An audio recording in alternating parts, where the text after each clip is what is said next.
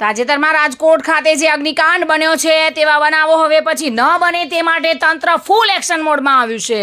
ત્યારે વહીવટીતંત્ર તમામ વિભાગને સાથે રાખીને ધારી શહેરમાં આવેલા રિસોર્ટ તેમજ રેસ્ટોરન્ટ અને ચાની હોટલ ચલાવતા વેપારીઓની દુકાનને સીલ મારવાની કાર્યવાહી હાથ ધરી છે। આ તકે ધારીના મામલતદાર દ્વારા એવું જણાવવામાં આવ્યું હતું કે ફાયર વિભાગની એક પણ એનઓસી વેપારી પાસે નથી, જેથી નિયમો અનુસાર ફાયર વિભાગની એનઓસી હોવી જરૂરી છે।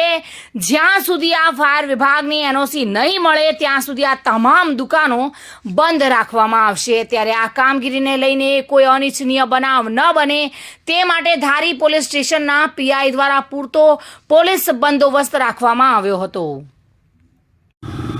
ગઈકાલે માન્ય કલેક્ટર સાહેબ અજય દહિયા સાહેબ તેમજ પ્રાંત અધિકારી શ્રી જાડેજા સાહેબના માર્ગદર્શન નીચે અમારી મામલતદાર ઓફિસની ટીમ ગઈકાલે સાંજથી અમે ધારી તાલુકાના વિવિધ રિસોર્ટ રેસ્ટોરન્ટ ધારકો કે જે કોઈ પણ લોકો પરમિશન વગર ચલાવી રહ્યા છે એમની સામે કાર્યવાહી કરવાની સૂચના મળેલ હતી। જે અનુસંધાને ગઈકાલે અમે 7 થી 8 જેટલા રિસોર્ટ તેમજ રેસ્ટોરન્ટો સીલ કરેલા છે અને આજે પણ એ કાર્યવાહી ચાલુમાં છે।